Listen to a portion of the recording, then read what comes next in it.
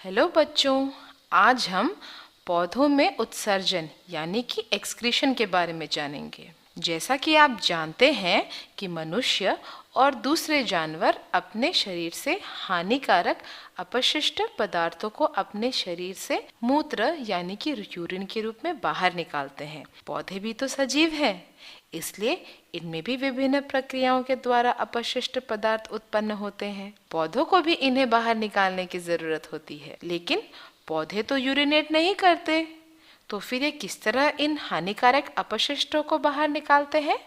हम जानते हैं कि फोटोसिंथेसिस की प्रक्रिया के दौरान ऑक्सीजन एक बाई प्रोडक्ट की तरह हमें मिलती है और श्वसन के दौरान कार्बन डाइऑक्साइड उत्पन्न होती है और ये गैसेस पौधों से ही बाहर निकलते हैं।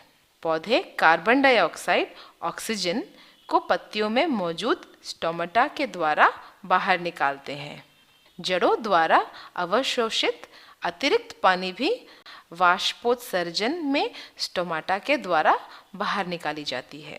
आप जानते हैं, पौधे कई अपशिष्ट पदार्थों को पत्तियों, फलों आदि में जमा करते हैं। इसलिए पौधे इन अपशिष्ट पदार्थों से छुटकारा पाने के लिए पत्तियों को गिरा देते हैं। पकने के बाद फल पेड़ से गिर जाते हैं। आप जानते हैं, सेब में मौजूद मैलिक एसिड, नींबू में मौजूद सिट्रिक एसिड और इमली में मौजूद टार्टरिक एसिड पौधों के लिए अपशिष्ट होते हैं।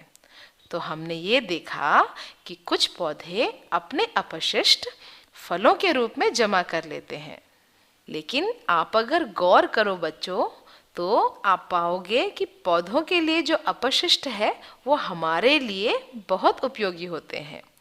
गम, रेजिन, लेटेक्स, ये सभी चीज़ें जो पौधों से हमें मिलती है वास्तव में पौधों के ही अपशिष्ट होते हैं।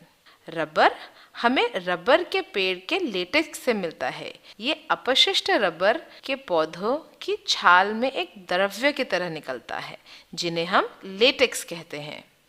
रेजिन का उपयोग पेंट्स, वार्निशेस, एडहेसिव्स आदि में होता है।